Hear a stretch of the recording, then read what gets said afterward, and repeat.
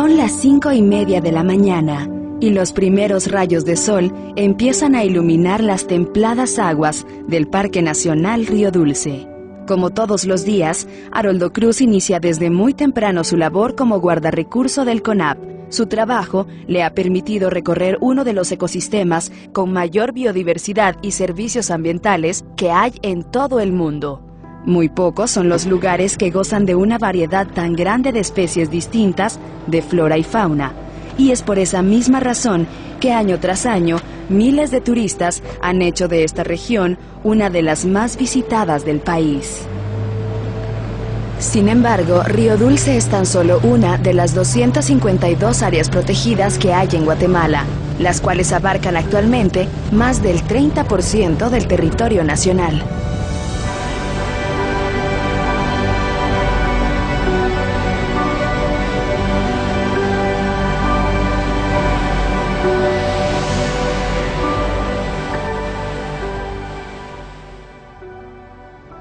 Hay diversos aspectos por los cuales las áreas protegidas son importantes para los individuos.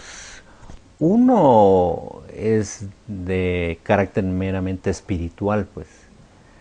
Los humanos estamos ligados a la naturaleza, por origen, por historia, y tenemos un vínculo con esa naturaleza, de la cual nos hemos alejado, pues especialmente cuando vivimos en ciudades grandes como la ciudad de Guatemala.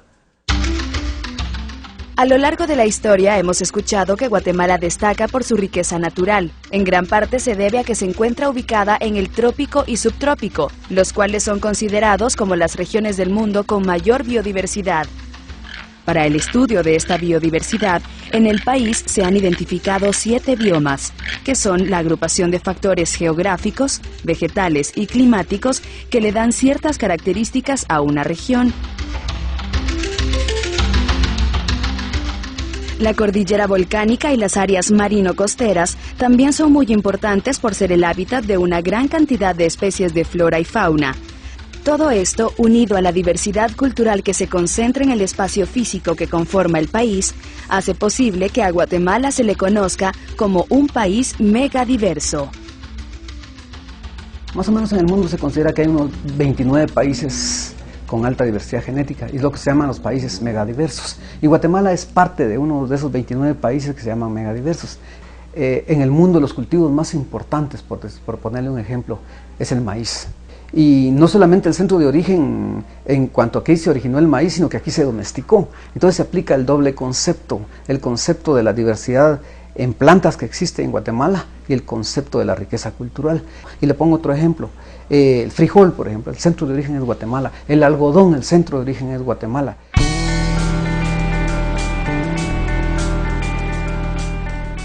Es evidente que hemos sido privilegiados con bosques, ríos, lagos, volcanes y muchas áreas más de especial belleza que juegan un papel fundamental para el bienestar y la recreación. Independientemente de la perfección que estos lugares poseen visualmente, es necesario recordar que son además indispensables para la vida. El deterioro de estas áreas, originadas por la deforestación, incendios forestales y el avance de la frontera agrícola, entre otros, provoca que aumente la vulnerabilidad ante fenómenos climáticos y la pérdida de la biodiversidad. Con este panorama, es preciso reconocer la importancia de conservar los ecosistemas, aprovechando los bienes y servicios naturales de manera sostenible, en especial porque es un hecho que de esto depende nuestra propia vida. Las áreas protegidas proveen agua, las áreas protegidas proveen leña, proveen productos del bosque que son no maderables, vida silvestre, plantas medicinales. Así que no solamente para las áreas protegidas y sus bienes y servicios le sirven a la gente directamente, sino para generar empleo, para generar microempresas o empresas medianas, para generar riqueza. Yo considero que las áreas protegidas en primera instancia son áreas que tienen un ordenamiento territorial en el que resguardan el patrimonio natural de la nación, con muestras representativas, por supuesto, de los ecosistemas esenciales, pero que a la vez resguardan sitios geomorfológicos únicos. Con el fin de preservar el patrimonio natural, desde hace varios años se han implementado iniciativas relacionadas a la conservación de la diversidad biológica y los bienes y servicios naturales. Una de las primeras acciones se da en 1955, cuando se declara el Parque Nacional Tikal como la primera área protegida del país.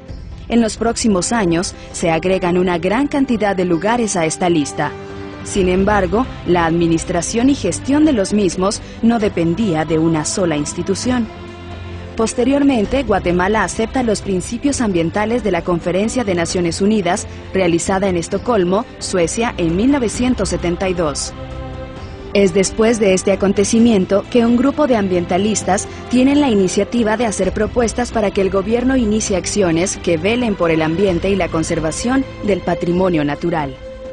Uno de los primeros logros que se da es la emisión del Decreto 6886, que crea la Ley de Protección y Mejoramiento del Medio Ambiente.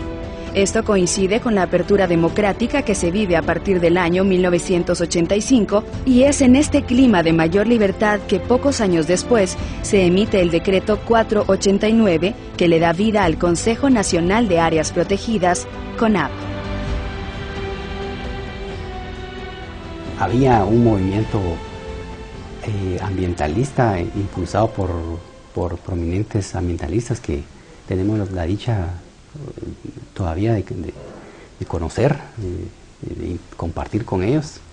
Me parece que ese fue el desenlace uno de los desenlaces de esa gran labor de este grupo de connotados ambientalistas.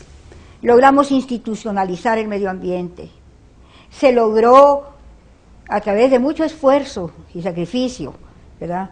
Y, como le digo, amor y mística, ¿verdad?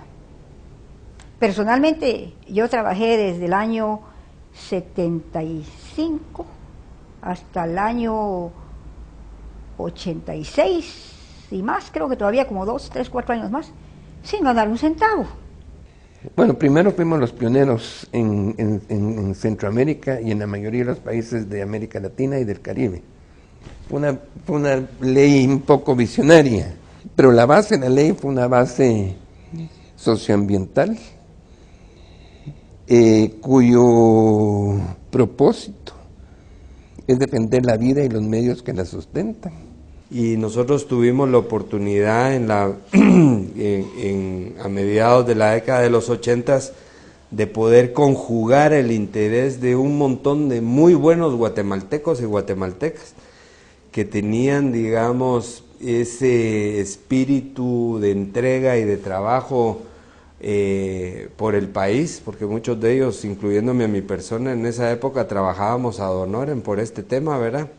Para Guatemala, el nacimiento de CONAP fue muy importante. Primero que todo porque creó el marco institucional y jurídico para la conservación de la naturaleza. Antes de CONAP teníamos un sistema de parques nacionales un poco desordenado, muy pequeño, y que dependía de la institución forestal. Cuando nace el CONAP se crea el marco jurídico e institucional y se crea una institución, el Consejo Nacional de Áreas Protegidas, una instancia ejecutiva que era su secretaría y una red de áreas protegidas conocida como el Sistema Guatemalteco de Áreas Protegidas.